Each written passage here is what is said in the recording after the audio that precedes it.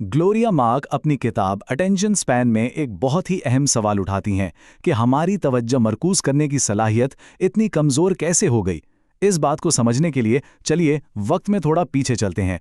कदीम हिंदुस्तान के शहर उज्जैनी, जहां राजा विक्रमादित्य का दौर था, यहां आर्या नाम का एक नौजवान कातिब रहता था। उसकी दुनिया में गहराई से काम करना यानी डीप वर्क एक आम सी बात थी। उसका काम था शाही मसूदे लिखना, और वो घंटों बगैर तवज्जो हटाए एक ही ताड़पत्र पर अल्फाज तराशता रहता था। उस जमाने में जाहिर है आज की तरह खलबशार नहीं थे, और ग्लोरिया मार्क अपनी रिसर्च में यही बताती हैं कि ऐसा माहौल ही लंबी तवज्जो के लिए बेहतरीन होता है।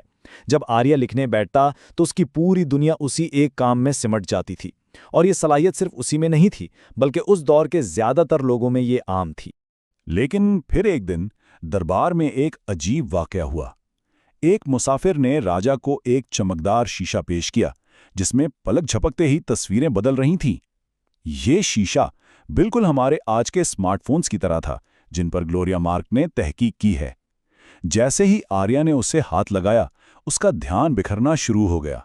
कभी कोई पैगाम चमकता तो कभी कोई तस्वीर सामने आ जाती, और कुछ ही लम्हों में उसे एक ऐसी अजीब सी थकन महसूस हुई जो उसने जिंदगी में पहले कभी महसूस नहीं की। तो आइए अब ग्लोरिया मार्क की किताब के पहले और सबसे अहम तस्वुर को समझते हैं। उसी रात आर्या ने एक ख्वाब देखा। उसने देखा कि वो मुस्तकबिल की किसी दुनिया में है जहां हर शख्स के हाथ में एक छोटा सा चमकता हुआ आला है, और सब लोग हर चंद सेकंड में अपनी तवज्जो एक स्क्रीन से दूसरी स्क्रीन पर बदल रहे हैं। उसी ख्वाब में एक बुजुर्ग आलम ने आर्या को मुस्तकबिल की एक हकीकत बताई जिसे हम 47 सेकंड की हकीकत कह सकते हैं। उन्होंने बताया कि ग्लोरिया मार्क की तहकीक के मुताबिक आज के दौर में किसी भी ऑनलाइन काम पर एक इंसान की तवज्जो औसतन सिर्फ 47 सेकंड तक ही रहती है। सिर्फ 47 सेकंड, जबकि पहले ये दौरानिया 2.5 मिनट यानी 150 सेकंड तक का हुआ करता था। तो इसका असल नुकसान क्या है? बुजुर्ग ने एक चीज समझाई जिसे ग्लोरिया मार्क स्विच कॉस्ट कहती हैं। देखें, जब भी हमारा दिमाग एक काम से दूसरे काम पर जाता है ना, तो उसे खुद को नए सिरे से एडजस्ट करना पड़ता है। ये एक ऐसी पोशीदा कीमत है जो हम अदा करते हैं, और ये आहिस्ता आहिस्ता हमारी जहनी तवानाई ख़त्म कर देती है। यूं समझें जैसे कोई जंगजू मैदान जंग में हो और उसे हर 40 सेकंड बाद अपना हथियार बदलना पड़े। लेकिन कहानी यहीं खत्म नहीं होती। आर्या ने यह भी जाना कि मसला सिर्फ एक काम से दूसरे काम पर जाने का नहीं है, बल्कि उस रुकावट के बाद वापस अपने काम पर आने का जो वक्त लगता है वो हमारी तवानाई को असल में निचोड़ लेता है। और यहाँ एक बहुत ही हैरानकुन बात सामने आती है जो मार्क की तहकीक पर मबनी है, और वो है 25 मिनट की बहाली की हकीकत। जब आप किसी गहरे या मुश्किल काम में मसरूफ हों और कोई बड़ी रुकावट आ जाए, तो आपके जहन को पूरी तरह उसी काम पर वापस आने में औसतन 25 मिनट लग सकते हैं। जी हाँ, 25 मिनट। ख्वाब में उस बुजुर्ग ने कहा था, जिस्म तो लौट आता है लेकिन जहन नहीं। इसका मतलब यह है कि एक छोटी सी फोन कॉल या एक नोटिफिकेशन भी आपकी गहरी तवज्जो को तकरीबन आधे घंटे के लिए पटरी से उतार सकता है। भले ही आप जिस्मानी तौर पर वापस अपनी कुर्सी पर आकर बैठ जाएं, लेकिन आपका दिमाग अभी भी भटक रहा होता है। ये जो बार बार रुकावटें आती हैं, ये हमें एक ऐसी हालत में रखती हैं जिसे मार्क मुसलसल पकड़ धकड़ का मोड़ कहते हैं। हम खुद को मसरूफ और थका हुआ महसूस करते हैं, लेकिन असल में कोई खास तरक्की नहीं कर पाते। ये बिल्कुल उस शख्स की तरह है जो एक पहाड़ पर चढ़ने की कोशिश कर रहा है और हर रुकावट उसे थोड़ा सा नीचे धकेल देती है।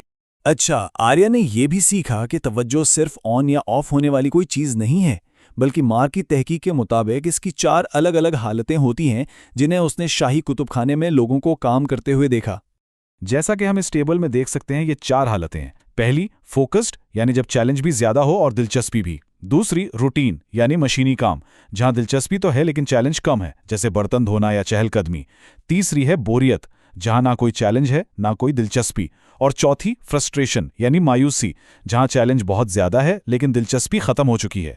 तो यहाँ सबसे अहम नुक्ता यह है कि फोकस्ड और रूटेड हालतें हमें तवानाई देती हैं, जबकि बोरियत और फ्रस्ट्रेशन हमारी तवानाई खत्म कर देती हैं। इसलिए मकसद सिर्फ मेहनत करना नहीं, बल्कि ऐसी हालतों में काम करना है जो हमें तवानाई दें। और अब आते हैं आखिरी बुनियादी तसव्वुर पर जो आर्या ने सीखा, और ये ग्लोरिया मार्क की किताब का एक अहम सतून है। वो ये कि हमारी जहनी तवानाई, हमारी तवज्जो लामहदूद नहीं है। ये एक महदूद वसीला है जिसे बहुत सोच समझकर इस्तेमाल करना पड़ता है। इसे यूं समझें कि हमारा दिमाग एक दिए की तरह है और हमारी जहनी तवानाई उस दिए में मौजूद तेल है। हम जब भी तवज्जो मरकूज़ करते हैं, मल्टीटास्किंग करते हैं या किसी खुलफिशार से बचने की कोशिश करते हैं, हम इस कीमती तेल को खर्च कर रहे होते हैं। और जब ये जहनी तवानाई का टैंक खाली हो जाता है तो इसके नताइज भी भयानक होते हैं। हम खराब फैसले करते हैं, फ़ोन पर बेमकसद स्क्रोलिंग शुरू कर देते हैं, चिड़चिड़े हो जाते हैं और हर चीज़ में फौरी तस्कीन ढूंढते हैं। यही वजह है कि जब हम जहनी तौर पर थके होते हैं तो हम अक्सर गलत इंतखाब करते हैं। अच्छा, तो अब तक हमने मसाइल की बात की, अब जरा हल की तरफ बढ़ते हैं। देखते हैं कि मार्क की किताब की रोशनी में आर्या ने अपने और अपने शहर के लिए क्या अमली हल तलाश किए। यहाँ एक बहुत अहम फर्क समझना जरूरी है। एक तरफ है तवानाई खत्म करने वाले खिलफशार जैसे सोशल मीडिया स्क्रॉलिंग, और दूसरी तरफ है तवानाई बहाल करने वाले रूट काम जैसे बर्तन धोना या चहलकदमी। मार्क इस बात पर बहुत जोर देती हैं कि ये जो सादा नजर आने वाले काम है ना, ये हमारे दिमाग को रिचार्ज करने के लिए बहुत जरूरी हैं। और आखिर में तवज्जो का सबसे बड़ा और सबसे पोशीदा दुश्मन, अंदरूनी रुकावट। ये वो ख्वाहिश है जो हमारे अंदर से उठती है कि चलो काम बदल लेते हैं, ख़ास तौर पर तब जब हम बोर हो रहे हों या कोई मुश्किल पेश आ रही हो। ये खिलफशार तलाश करने की एक आदत बन जाती है। इस आदत को तोड़ने के लिए मार्क एक बहुत ही सादा 4 कदमी अमल बताती हैं। पहला, बगैर किसी वजह के काम बदलने की इस ख्वाहिश को पहचानें। दूसरा, एक लम्हे के लिए रुकें और खुद से पूछें, क्या ये ज़रूरी है या ये सिर्फ एक आदत है? तीसरा, इस हल्की सी बेचैनी को बस एक लम्हे के लिए बर्दाश्त करें। और चौथा, वापस अपने असल काम पर आ जाएं। ये एक बहुत गहरी बात है कि मसला सिर्फ टेक्नोलॉजी का नहीं, बल्कि हमारे अपने जहनों में बनी हुई आदतों का है।